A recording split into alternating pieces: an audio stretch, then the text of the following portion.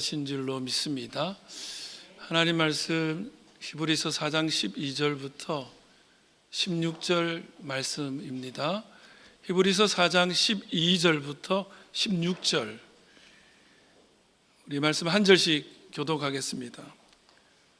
하나님의 말씀은 살아있고 활력이 있어 좌우의 날선 어떤 것보다도 예리하여 혼과 영과 및 관절과 골수를 찔러 쪼개기까지 하며 또 마음의 생각과 뜻을 판단하나니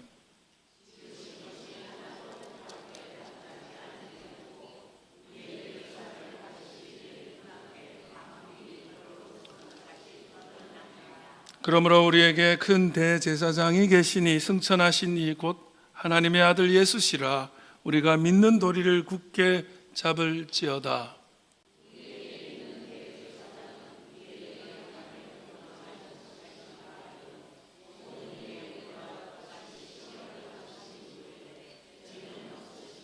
같이요. 그러므로 우리는 긍휼하심을 받고 때를 따라 돕는 은혜를 얻기 위하여 은혜의 보좌 앞에 담대히 나아갈 것이니라. 아멘.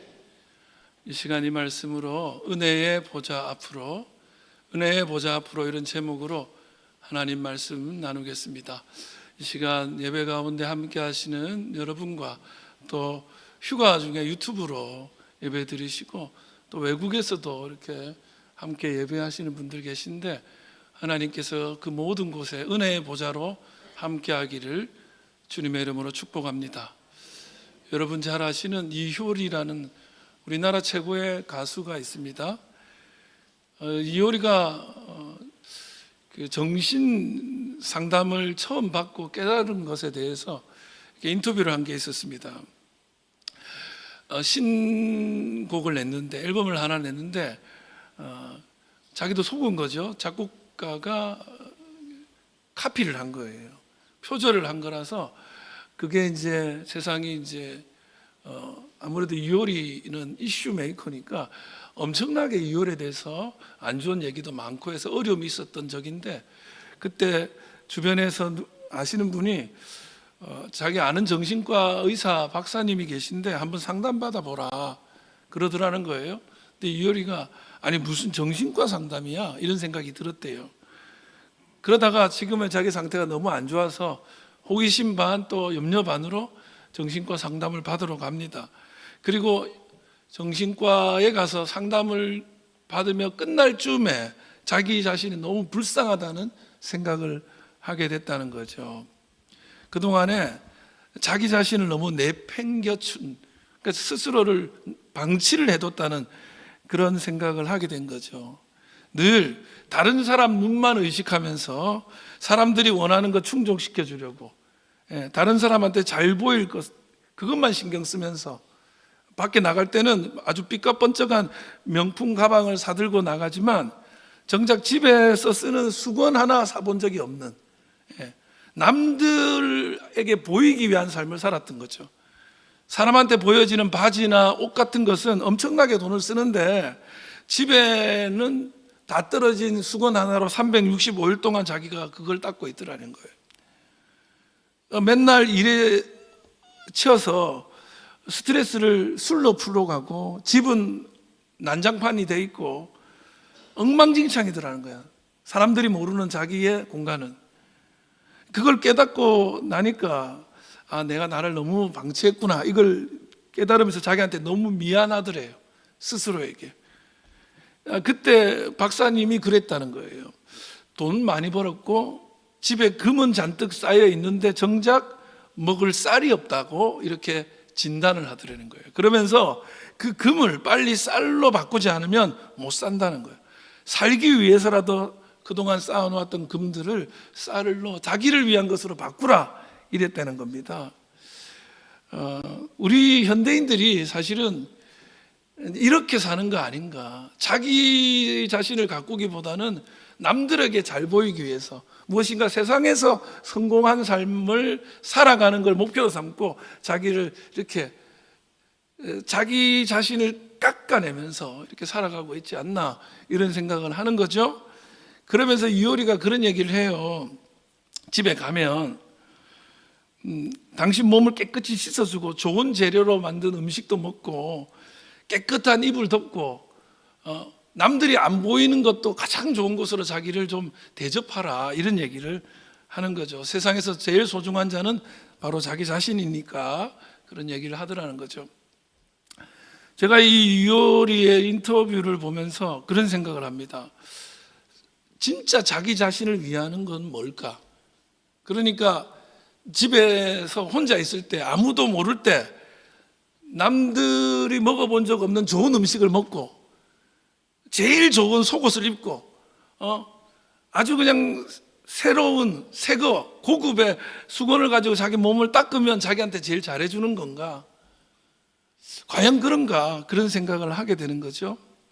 우리 지난주에 쉼이 아닌 숨 얘기를 했잖아요. 숨 쉬어야 사는 거 아니냐.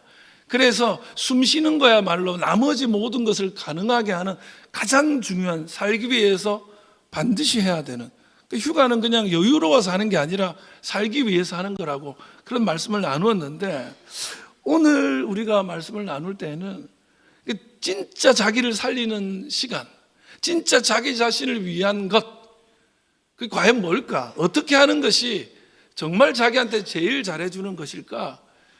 그런 질문을 가지고 오늘 말씀을 좀 보려고 합니다. 우리가 보고 있는 성경은 히브리서라는 거예요. 이 히브리서는 기독교인이 된 거예요. 그리스도교로 개종한 유대교인들이 하도 유혹을 하고 하도 누가 뭐라고 하니까 다시 유대교로 돌아가고 싶은 거예요. 그 사람들한테 너가 다른 데서 맛보지 못하는 은혜가 여기 기독교 신앙에 있다. 우리 믿음 안에 어디에서도 얻지 못하는 귀한 게 있다는 걸 강조하는 게 히브리서예요. 저는 이 히브리서를 보면서 여러분과 제가 세상에서 가장 자기를 위해서 할 수 있는 행동이라는 것이 뭐냐? 하나님 앞으로 나아가는 것이라고 저는 믿습니다. 여러분, 이것을 여러분들도 공감하게 되기를 바랍니다. 너를 위해서 학원 가라, 영어 배워라, 뭐 이렇게 좋은 기술 배워라, 자기 자신을 위한 투자겠죠. 그러나 진짜 자기 자신을 위한 것은 하나님의 임재의 보좌 앞으로 나아가는 것이라고 성경이 말하고 있는 거예요. 너희들 다른 데 어디 가봐라, 여기 있는 이 은혜가 있는지 라면서 히브리서가 우리에게 강조하고 있습니다. 오늘 이 한 절만 묵상할 텐데요, 16절 한번 같이 읽읍시다. 시작. 그러므로 우리는 긍휼하심을 받고 때를 따라 돕는 은혜를 얻기 위하여 어디로? 은혜의 보좌 앞에 담대히 나아갈 것이니라. 어디요? 은혜의 보좌 앞으로 때를 따라 돕는 은혜를 얻기 위하여. 우리가 긍휼하심도 받고 은혜도 얻기 위해서 은혜의 보좌 앞으로 나아가자. 여러분, 저와 여러분이 은혜의 보좌 앞으로 나아가는 시간 되기를 바랍니다. 은혜의 보좌가 어디냐? 은혜의 보좌가 뭘 얘기하느냐? 그게 먼저 구약적 세계관에서 은혜의 보좌인데, 뭐 하나님의 교회 이단들은 여기를 엄청 강조해요. 구약적 세계예요. 우린 신약을 살고 있고 예수님이 이후로 살잖아요. 이건 이제 폐기된 건데, 구약의 은혜의 보좌는 어디냐면 하나님의 임재가 있는 곳, 지성소 아니에요. 구약 시대에는 성전이 성소와 지성소로 나눠집니다. 성소는 누가 들어가냐면 이제 구약 시대예요. 여성들은 여기 못 들어와. 여인들의 뜰이 따로 있어요. 그리고 남자들 중에 일반인들은 성소까지는 들어와요. 근데 지성소 안에는 법궤가 있어. 여기가 하나님이 계신 거야. 여기 누가 들어가냐? 대제사장만 들어가는 거예요. 그러면 지성소와 성소 사이에 뭐가 막혀 있냐? 휘장이 가로막고 있어요. 여러분, 하나님께서 지성소 안에서 우리를 만나 주시는데 우리는 못 들어가요. 근데 하나님이 왜 그러고 있냐? 우리의 죄를 용서해 주고 싶고 우리를 만나 주고 싶은데, 우리가 죄가 있어서 하나님을 직접 보면 죽는다는 거예요. 구약의 세계는 그래요. 구약은 뭐냐면 우리가 죄인인 거로 하나님은 죄를 멸시하기 때문에 죄인이 하나님을 만나면 죽게 돼 있어. 그래서 하나님이 우리를 만나고는 싶은데 죽일 수는 없으니까 커튼을 치고 휘장을 치고 그 뒤에 계신 거예요. 그러면서 여기서 말하는 은혜의 보좌에 해당하는 게 어디냐면 시은자라고 되어 있어. 속죄소, 그림에 보시면 법궤의 뚜껑이에요. 거기에서 대제사장이 죄를 씻어주는 작업을 해. 예, 우리 죄가 씻어주는 것이 은혜잖아요. 그래서 거기가 은혜의 보좌야. 하나님이 우리에게 은혜 베푸시는 곳, 이렇게 돼 있어. 여기까지 그냥 가볍게 생각하면 하나님은 지성소 안에 계셔. 그런데 거기에 아무도 못 들어가. 누구만 들어가요? 대제사장만 들어가. 근데 대제사장이 사람이잖아요. 대제사장도 사람이기 때문에 죄가 있어요. 그래서 그 휘장 안으로 들어갈 때 까딱 잘못하면 죽을 수 있잖아. 무섭겠어요? 안 무섭겠어요? 여러분이 대제사장인데 지성소 안으로 들어가야 될 때가 왔어. 얼마나 마음이 염려가 되겠어요? 혹시라도 실수해서 죽으면 어떻게 하지? 그래서 대제사장이 지성소 안으로 들어갈 때는 막 엄청나게 준비하고, 예? 사실 목사가 하나님의 말씀 전하러 강단에 올라올 때, 말씀 준비할 때 그 두려움이 있어요. 하나님의 말씀을 전한다는 것은 쉬운 일이 아니에요. 혹시라도 누군가 이 말씀 때문에 실족하지 않을까, 이게 뭐 잘못된 말씀은 아닐까 두려움으로 여기 서는 거거든요. 어찌됐든 대제사장조차 두려움으로 들어가는 자리가 은혜의 보좌야. 그런데 예수님이 십자가에 달려 죽는 순간 일어난 일이 뭐예요? 제일 먼저 일어난 사건, 휘장이, 성전의 휘장이 찢어집니다. 성전의 휘장이 찢어졌다는 얘기는 뭐예요? 지성소와 성소 사이에 막힌 담이 허물어진 거예요. 그래서 우리는 이제 하나님의 임재 앞에 지성소에 들어온 거야. 죽어요, 살아요? 원래는 죽어야 되는데 예수 그리스도께서 십자가 보혈로 우리의 죄를 씻으셔서 우리가 살 수 있게 된 거예요. 그래서 누구든지 지성소 안으로 들어갈 수 있게 된 거예요.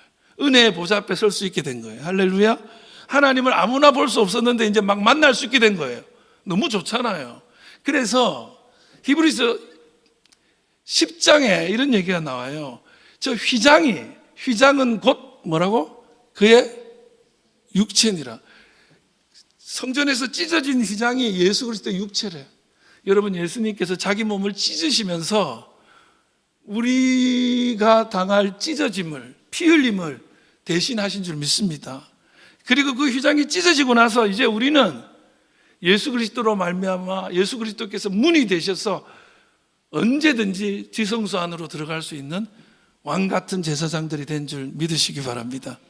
근데 이걸 자꾸 구약으로 얘기를 하는 데가 이단이에요. 자꾸 속지 마세요. 속죄손이 뭐 시은잔이 검색하면 전부 다 이단들이 올리는 거예요. 그 속지 마. 어쨌든 그러니까 아무나 못 들어갔던, 아무나 만날 수 없었던 하나님을 직접 만나게 된 게 예수님 때문이에요. 거기가 어디라고요? 은혜의 보좌예요.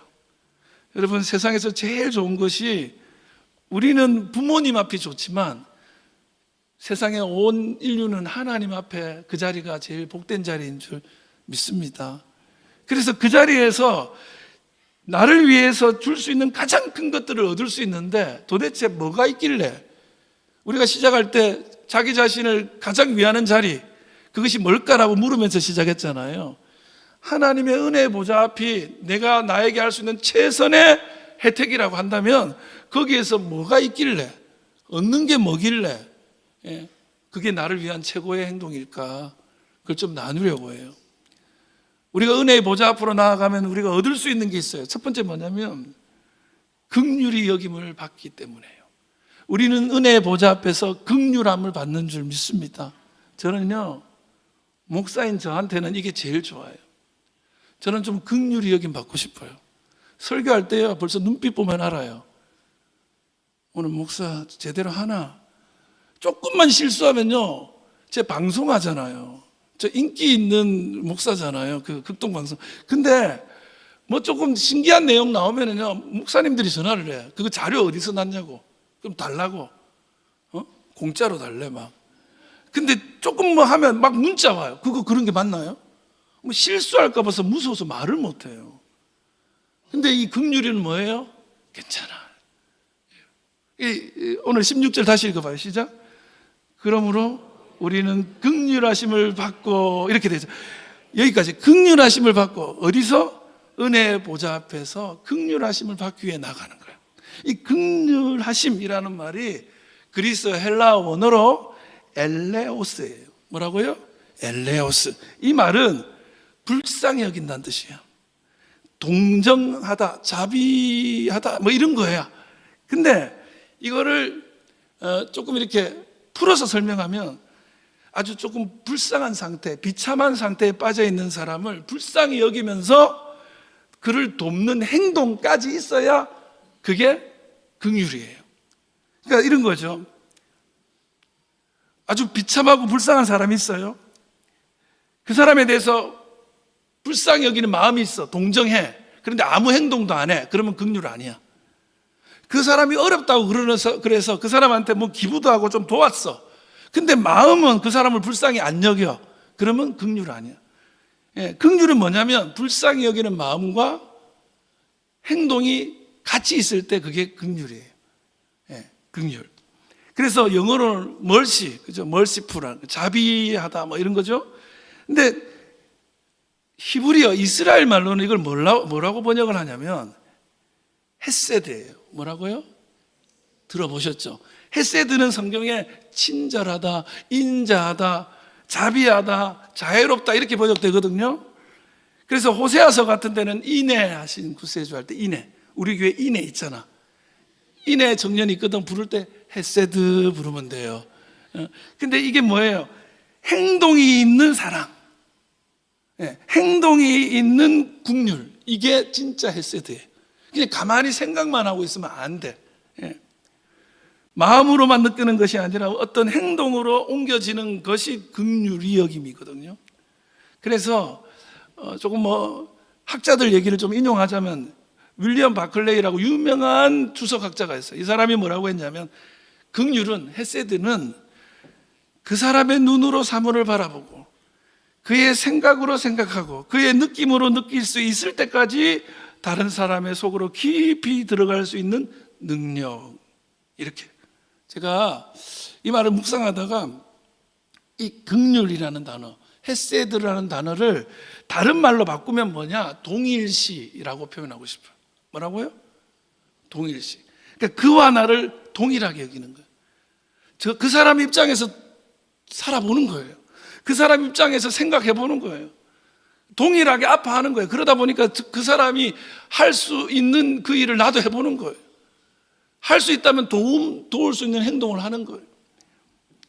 아주 구체적으로 여러분 아이가 아플 때 엄마 마음은 어때요?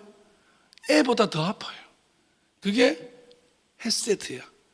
그러면서 할 수 있는 모든 걸 하잖아요, 엄마가. 그게 동일시하는 거거든요. 그런데 우리는 이미 그 은혜를 입고 있어요. 오늘 보면 15절에 뭐라고 나오는지 한번 읽어봅시다. 시작. 우리에게 있는 대제사장은 우리의 연약함을 동정하지 못하실 리가 아니요. 이거 무슨 얘기예요? 동정하지 못하실 리가 아니요. 부정의 부정은 강한 긍정. 우리의 연약함을 강하게 동정하시는 분 잘 알아요. 그 다음에 모든 일에 우리와 똑같이 시험을 받으시니로되 죄는 없다는 거예요.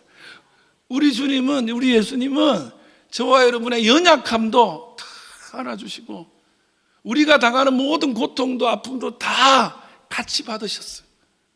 제가 목사님 뭘 원하세요? 제일 원하는 게 뭐예요? 하면 딱 이거예요. 나는 누군가가 나를 긍휼히 여겨주면 그걸로 좋게요. 예. 목사 입장에서 목사의 그 연약함도 이해하고 또 나와 이 목사의 아픔과 고통을 함께 할 수 있다면 그것만으로 족할 것 같아요. 사실 언제나 시험받고 있는 느낌이거든요. 언제나 감시받고 있는 느낌이거든요. 사실 목회자들은 집에서도 편치는 않아요. 뭐 조금만 잘못하면 목사가 돼서 그러냐고. 아니 어떻게 목사님이 이럴 수 있냐고. 사모님은 그런 얘기 안 하고 아들이 그런 얘기 가끔 해요. 예. 아니 어떻게 그러면 집에서도 좀 이렇게 우리 아빠가 얼마나 마음이 그랬으면 저렇게 할까 이런 좀 이해를 받고 싶은데 아무도 이해해 주지 않는 거예요. 여러분 오늘 이 시대가 어떤 시대입니까? 우리의 약점을 그냥 파고드는 시대예요. 조금만 뭐 유명인이 뭐 무슨 문제가 있다더라 그러면 막 유튜브에 사이버 레카라 그러나 이 양반들이 막 파헤쳐가지고 막 이거 돈 안 주면 터뜨린다, 협박도 당하고 막 그런 거예요 지금. 그런데 이런 시대에 누군가 나를 긍휼히 여겨준다, 이해해준다, 내 편에 되어준다, 내 입장을 이해해준다, 여러분 생각만 해도 너무너무 위로가 될 것 같아요. 우리 교회 성도들 중에 목사님이 설교 잘할 때는요 안 좋아하는 사람이 없어요. 목사가 설교 잘하면 다 좋아하는데, 설교를 좀 못같이 했어 그러면 저 오늘 또 준비 안 했네, 막 벌써 눈빛이 무서워. 여러분 나 쳐다보지 마. 근데 어떤 때는 뒤통수만 보여주고 싶어. 발음이 새도요. 우리 목사님 봐라, 발음 센다, 사투리 쓰면 사투리 쓴다, 무서워 죽겠어요. 근데 목사님 너무 정감 있어요, 목사님도 사람이네, 이렇게 잘 틀리네, 뭐 이래주면 또 오늘 또 그럴 사람들이 좀 이해받고 싶은데 아무도 이해해주지 않는 거예요. 근데 하나님은 어떤 분이냐, 우리를 공감해 주시고 내 입장이 되셔서 나와 함께 해주신다는 거예요. 근데 거기서 더 나아가서 뭐냐면, 이거는 특별히 무슨 대단한 자격이 있는 사람에게 주는 게 아니었더라는 거예요. 그래서 은혜의 보좌 앞에서 우리가 얻게 되는 긍휼은 자격을 따지지 않는, 자격 없는 자에게 주는 것이더라는 거예요. 이게 더 은혜예요. 여러분, 근거가 없어. 긍휼을 받을 만한 이유가 없는데 받게 되는 거예요. 창세기 32장 10절이에요. 같이 시작. 나는 주께서 주의 종에게 베푸신 모든 은총과 모든 진실하심을 조금도 감당할 수 없나요? 내가 내 지팡이만 가지고 이 요단을 건넜더니 지금은 2때나 이루었나이다. 여기서 나오는 은총, 주의 종에게 베푸신 모든 은총이 헤세드예요. 긍휼이에요. 이 누구 얘기냐면 야곱 이야기거든요. 야곱의 인생을 많이 보면요, 야곱이 긍휼하심을 받을 만한 어떤 근거가 있나요? 목사들이 야곱을 연구를 해가지고 야곱이 왜 복을 받았는지를 설명을 해주고 싶어, 설교 때. 근데 아무리 봐도 야곱은 하나님한테 복 받을 이유가 없어요. 자기가 얻고 싶은 거 얻기 위해서, 복 받고 싶어서 형님 속이고 아버지 속이고 수단과 방법을 안 가리는 사람. 그래서 할 게 없어서 목사들이 설교 때 뭐 하냐면, 복은 침노하는 자의 것입니다, 복을 사모하십시오, 그 얘기를 잘못 들으면 복을 얻기 위해서는 남의 등도 치고 배신도 하라, 이런 소리가 돼요. 수단과 방법을 가리지 마라. 제가 아무리 생각해도 야곱은 복 받을 이유가 없어. 그런데 하나님께서 야곱에게 뭐를 줘요? 은혜를 줘요. 그래서 야곱이 주의 종에게 베푸신 모든 긍휼과 모든 진리를 나는 감당할 수 없습니다. 나는 받을 만한 자격이 없습니다. 여러분, 신앙을 제대로 가진 사람의 특징이 뭐냐면, 내가 이렇게 구원받은 거 아무 공로 없이 하나님의 은혜로 받았다, 이렇게 돼요. 아직 모질하는 사람들은 내가 뭘 해서 뭐 이 자리에 온 줄 알아. 근데 은혜가 있으면 나 자격 없는데 긍휼하심 받았다. 할렐루야. 여러분, 이런 거예요. 어떤 유튜브 동영상에서 봤는데 여자아이 하나가 인형이 있는데, 그 인형이 보면 늘씬한 인형도 있고 머리 긴 인형도 있고 옷도 예쁘게 입은 인형이 있는데, 이 아이는 팔 하나 빠진 인형을 가지고 노는 거야. 이상하잖아. 그래서 얘야, 왜 다른 인형 좀 이쁜 거 많은데 이거 들고 노니? 그랬더니 이 아이가 뭐랬는 줄 아세요? 다른 애들이 가지고 놀 거예요. 이 아이는 나 아니면 가지고 놀 애가 없어요. 어른보다 낫다. 나 아니면 가지고 같이 해줄 아이가 없을 것 같아. 그게 긍휼이. 이유 없어. 그냥 날아야 될 것 같아. 여러분, 우리가 사랑이 진짜 사랑이 뭐예요? 사랑이 무엇냐고 물으신다면 눈물에 씨앗입니까? 사랑이 무엇이냐고 물으시면 뭐예요? 이유 없는 거예요.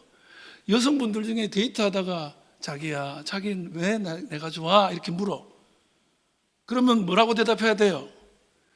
자기야, 자기는 나 왜 사랑해? 그러면 진짜는 그냥 이유 없어. 그냥 좋아. 이게 진짜예요. 근데 자기야, 내가 왜 좋아? 이뻐서, 똑똑해서, 너무 똑똑해서. 그러면 그거 다 사라지면 어떻게 돼요? 평생 이쁠 것 같아요? 평생 똑똑할 것 같아요. 오늘 어느 권사님이 나 죽어야 된다 이러더니 아침에 가지고 오려고는 아이스크림 안 가져왔다고, 잊어버렸다고. 나 죽어야 된다 이래. 여러분, 총명하신 분도 깜빡깜빡하고 이뻤던 분들도 그거 다 사라지거든. 그럼 그거 사라지면 사랑 안 하겠다는 거잖아. 그래서 자꾸 물어보지 마. 자기 왜 내 사랑하는지 확인하지 마. 근데 확인을 한다. 그럼 남편이 뭐라고 얘기를 해야 되느냐? 남자가 뭐라고 해야 되느냐? 그냥 이게 정답이에요. 뭐라고요? 예. 뭘 이유를 물으면 이유가 있으면 이상한 거예요. 그냥 좋은 거예요. 여러분, 굳이 따지자면 날씬해서도 아니고 이뻐서도 아니고 똑똑해서도 아니고 내가 나아서 그런 거야. 하나님이 야곱이 뭔가 대단해서가 아니고 그냥 내 자녀니까. 그래서 용납하는 거예요. 엄마 앞에는 용납 받잖아요. 예. 이해받잖아요. 여러분, 세상에 아무 곳에서도 받을 수 없는 그 긍휼의 여김을 은혜의 보좌 앞에서 누리시기를 주의 이름으로 축원합니다. 제가 그래서 그거 받고 싶어서 휴가 때 저는 어디 노는 것보다 다른 교회 다니는 거예요. 목사 아닌데. 제가 목사 아니게 가는 거죠. 그럼 거기서 은혜 받고 싶은 거예요. 예. 예. 근데 사모님은 왜 자꾸 교회 가냐고. 남 속도 모르고. 예. 그래서 이번에 휴가 제주도 이렇게 우리 청년들 때문에 가는데 다 교회만 가는 걸로 제가 일정을 잡고 있는데 사모님 모르고 있어요. 없어서 하는 얘기인데. 예. 여러분, 그냥요, 그냥. 이유를 따지고 이유가 있어서 해주는 거면 상 받는 거고, 그거를 성취한 거고, 이유 없이 받는 게 은혜예요. 은혜의 보좌 앞에서는 그걸 누리는 거. 그러니 좋은 거죠. 두 번째 뭐냐? 때에 맞는 은혜를 받기 때문에, 때에 맞는 도움을 받기 때문에. 여러분과 제가 때에 맞는 도움을 누리시기를 주의 이름으로 축원합니다. 16절, 그러므로 우리는 긍휼하심을 따라 뭐요? 때를 따라 돕는 은혜를 얻기 위하여. 우리 은혜의 보좌 앞에서는 얻을 수 있는 게 뭐냐면 때에 맞는 도움이야. 여기 돕는 은혜 할 때 이 돕는 은 뭐냐면 헬라어 원어가 보에데이아예요. 이게 원조라는 뜻이에요. 원조 받는 거죠. 근데 이 말은 원래 어디서 왔냐? 보에데오라는 동사가 있거든요. 돕기 위해서 달려가는 거야.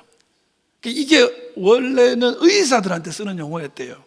의사들이 환자를 고치기 위해서 막 달려가는 모습 있죠. 그리고 이 단어가 그 구급용품, 비상용품 같은 것을 나타내는 단어로도 써요. 보에데오라는 말. 그래서 사도행전에 보면 밧줄을 내려서 탈출했다 할 때 밧줄로도 써요. 이 탈출용 도구니까. 제가 그 드라마, 의사들 나오는 드라마 중에 낭만 닥터 김사부라는 드라마가 있어요. 제가 늘 드라마만 보고 앉았기 때문에 그걸 잘 알아요.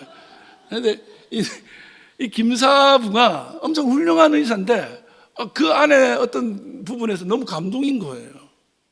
뭐냐면 내 새끼는 내가 살린다. 그래서 자기가 사랑하는 후배를 자기가 고치기 위해서 자기가 다른 일 다 젖혀두고 뛰어드는 거예요. 그리고 이 의사들이 어떻게 하는지 나오는데 천재지변이 일어나 어디가 무너진 거예요. 근데 휴가 가다가 의사들이 이걸 본 거야. 다 포기하고 여기 뛰어드는 거예요. 그것도 남들한테 멸시도 받으면서. 그게 뭐냐면 이 심폐소생술 있죠. 근데 여기는 지금 건물이 무너져가지고 사람들이 다쳤는데 왜 심폐소생술을 안 하냐고 막 그래. 근데 여러분, 그때는 하면 안 된대. 그게 매뉴얼이래. 왜냐하면 이런데 뭐가 떨어졌잖아. 그러면 이런 내부에서 뭐 뼈가 부러졌을 수도 있고 그런데 그걸 눌렀다가 안 부러진 걸 부러뜨릴 수도 있대요. 그래서 매뉴얼대로 하는데 사람들이 왜 저거 안 하냐고 막 손가락질 받으면서 하는 거야. 남들은 안 알아줘. 근데도 나는 다 포기하고 그 일을 위해서 뛰어들어. 예. 야, 저는요, 누가 저한테 만사를 제치고 나를 돕기 위해서 달려온다면 세상 그거보다 좋은 일이 없을 것 같아요. 그리고 이 김사부에 계속 나오는 단어가 뭐냐면 골든타임이라는 말이에요. 뭐라고요? 무슨 얘기죠? 진짜 환자를 살릴 수 있는 그 생명의 시간이 있다는 거예요. 그걸 넘기면 도움도 별로 필요 없어. 이미 끝났어. 그래서 도움이라는 거는 때를 따라가 중요한 거예요. 오늘 본문에 뭐라고 나와서 때를 따라, 헬라어로 유카이로스래요. 카이로스는 때라는 헬라어거든요. 유는 뭐냐면 좋은이야. 좋은 때. 여러분, 하나님은 어떤 분이냐? 도우시는데 가장 좋은 때에 그때에 맞는 도움으로 함께 하시는 분이에요. 대학생에게 하는 말이 따로 있고 초등학생에게 하는 말이 따로 있고 30년 신앙생활 하는 분에게 돕는 게 따로 있고 이제 처음 신앙생활 하는 분에게 돕는 게 또 따로 있어요. 그때에 맞게. 그래서 도움이라는 건 때를 잘 맞춰야 돼. 하다못해 먹는 것도 때에 맞게 먹어야 돼. 회 같은 거는 언제 먹어야 되죠? 회 언제 먹어야죠? 싱싱할 때. 죄송합니다. 아니, 제가 낚시하러 갔었는데 옛날에 아주 그냥 처음 낚시하는 건데 낚시를 하다가 어떻게든 실수로 우리 남동생이 감성돔을 잡은 거야. 실수로.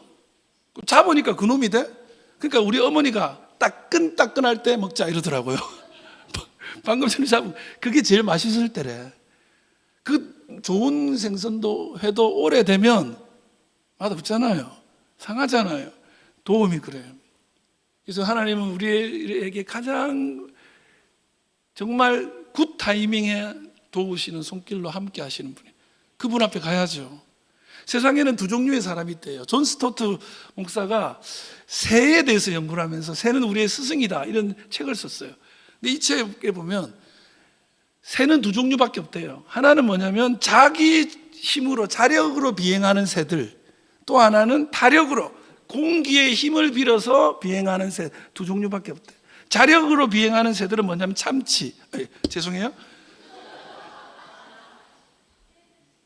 죄송합니다. 참새.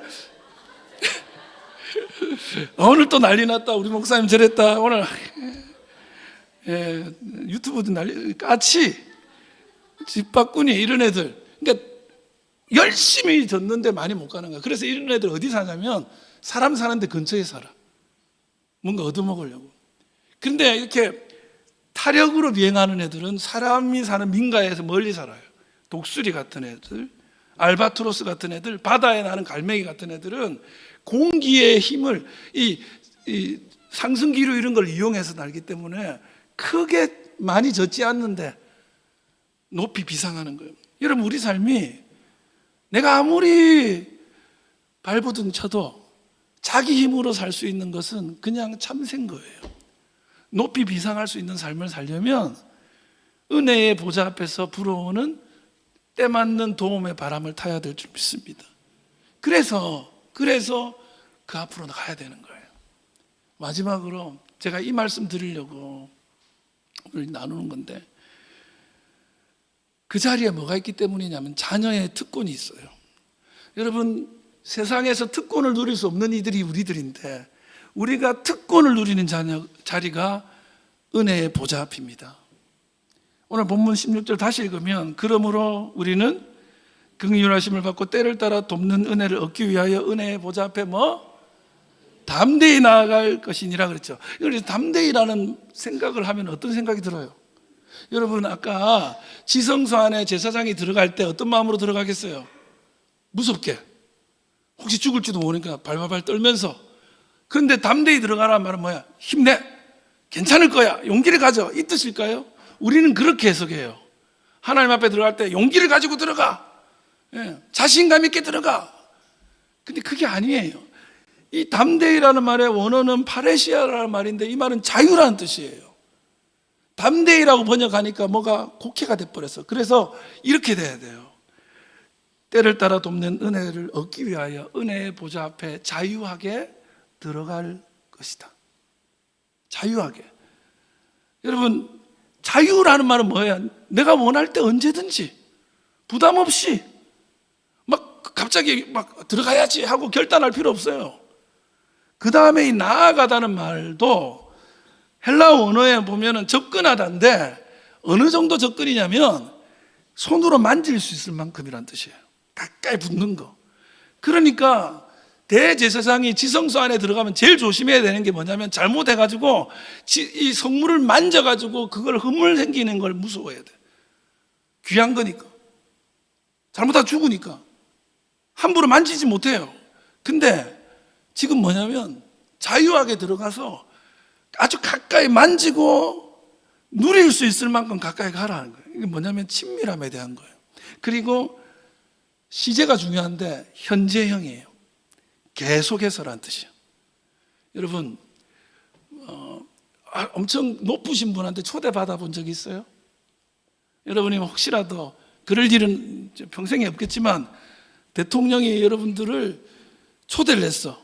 무슨 뭐 대통령 생일이래. 그래서 초대를 했어. 그러면 여러분 어떻게 하겠어요? 일단 소문부터 내야지. 나 초대받았어. 그리고 나서 옷 뭐 입고 갈까? 막 안 그렇겠어요? 그래서 선물을 어떻게 하죠? 얼마짜리가 적당할까? 너무 많으면 뭐 이렇게 뭐 걸리고 어떻게 혼자 고민 많이 하겠죠. 그리고 나서 아들한테 시키죠. 니 단디해라. 그 가서 잘못하다가 이거 큰일 난다. 인사 잘하고 막 단돌이 시키겠죠. 그래가지고 하루 거기 있는 동안 얼마나 긴장하겠습니까? 그죠? 그러다가 집에 오면 어떻게 해요? 그때 이제 옷 벗으면서 아이고 이제 뭐 살만하다. 이 우리 집이 아니다 보니까 그 공간이 나한테는 엄청 부담이 되는 거예요. 아마도 대제사장이 지성소 안에 들어갔을 때 누리는 마음이 이 마음이에요. 부담스러워. 빨리 나갔으면 싶어. 근데 이건 뭐예요? 계속 들어오는 거야. 그것도 어떻게? 자유하게. 누가 누리는 건지 아세요? 아들이 누리는 거예요. 딸이 누리는 거예요. 가족이 누리는 거예요. 여러분 우리 집이 별 볼 일 없어도 옆집 아이가 아무리 대단해도 우리 집에 못 들어옵니다. 혹시라도 무슨 일이 있어서 한번 내가 비밀번호 가르쳐줘서 들어올 수 있지만 그걸 계속 어떻게 들어와요? 근데 우리 아들은 그냥 들어오면 돼요. 아빠 방에 들어오면 돼요. 얼마든지 자유하게 들어올 수 있습니다. 네. 문제는 뭐예요? 안 들어와요. 우리 아들은 지방에서 나오지를 않아요. 안 들어와. 그래서 들어오면 무서워요. 왜 들어왔지? 하나님의 은혜의 보좌 앞에 확 나아갈 수 있는 자유함을 누리는 특권이 우리한테 있는데 우리 어떻게 하는 줄 아세요? 안 들어가. 기도하면 되는데 예배 드릴 때 하나님 하면 되는데 안 들어가. 그러다가 어느 날 갑자기 울면서 하나님 하잖아. 그럼 하나님이 뭐? 무서워. 얘 왜 이래? 갑자기 안 하던 짓 하면 죽는다는 소문이 있던데 아니가? 아니 그런 거야. 그게 뭐냐면 여기는 내가 마음 먹으면 얼마든지 누릴 수 있는 거지. 내 냉장고 안에 있는 우리 아버지 냉장고 안에 있는 것은 아빠 이거 먹어도 돼 할 필요 없어요. 그냥 열고 먹으면 돼. 예. 또 아빠들 중에 이거 내 거다가 또 이름 써놓는 아빠 있죠. 그런 거 말고는 대부분 다 그냥 안 그래. 여러분 제가 휴대폰을 요금제를 조금 비싼 거를 써요. 그러면 비싼 거 쓰면은 그 멤버십이 있잖아. 전 뭐냐면 VVIP예요. 들어보셨어요? Very very important person이야. 엄청나게 중요한 사람이래. 매우 매우 중요하대. 근데 내가 얻는 혜택이 뭔지 아세요? 무슨 피자 살 때 3,000원 할인해 준대. 세상에 얼마나 고마운지요. 영화를 1년에 5편인가 공짜로 볼 수 있대. 그것도 없앴어. 나한테 말도 내가 그렇게 중요하다 그러면서 그거 다 끝나잖아. 그럼 어떻게 되는 줄 아세요? 내년까지 기다려야 돼요. 포인트 살아날 때까지. 세상에서 아무리 귀해도 여러분 손님은 누릴 수 있는 게 한정되어 있어요. 그런데 자녀는 그냥 내 거예요. 아버지께 내 거라고요. 우리 집께 내 거라고요. 여러분 손님으로 사는 사람이 있고 주인으로 사는 사람이 있습니다. 저는 여러분이 세상 어디서도 누릴 수 없는 주인의 자리에서는 은혜의 보좌 앞으로 나아가기를 주의 이름으로 축원합니다. 자유하게 말씀 마치려고 합니다. 이 모든 게 가능한 이유가 있어요. 그냥 가능한 게 아니었어요. 오늘 본문 14절에 이런 얘기가 나와요. 그러므로 우리에게 큰 대제사장이 계시니, 우리에게 큰 대제사장 되시는 예수님이 있기 때문에, 그래서 우리가 믿는 그 도리를 굳게 잡을지어다. 예수님을 잡을 수만 있다면 그 모든 것이 정말 긍휼히 여김받고 때를 따라 돕는 은혜를 누리고 자녀됨의 특권을 누릴 수 있는 것은 우리가 예수를 붙잡고 있기 때문이에요. 저는 여러분들이 이 여름에 쉼을 얻으러 어디라도 갈 수 있어요. 숨 쉬러 오늘 어떤 분이 베트남 갔다 왔다고 자랑하시더라고요. 잘 갔다 오셨어요. 근데 정말 나를 위한 숨은 하나님 앞에서 쉬는 거예요. 그래서 수련회 보내세요. 성경 캠프도 보내시고요. 여러분 기도의 자리 나오세요. 예배 드릴 때요, 예수 안 붙잡고 예배하고, 기도할 때 예수 없이, 찬양할 때 예수 없이 하는 거는 그거는 이단이에요. 여러분 하나님 앞에 예수 붙잡고 나와서 하나님이 그냥 주시는 이 은혜들을 맛보아시기를 주의 이름으로 축원합니다. 올여름에 남은 시간들이 그 어느 때보다도 뜨겁게 주님의 긍휼히 여기심과 돕는 은혜를 누리시는 자녀들 되시기를 주의 이름으로 축원합니다.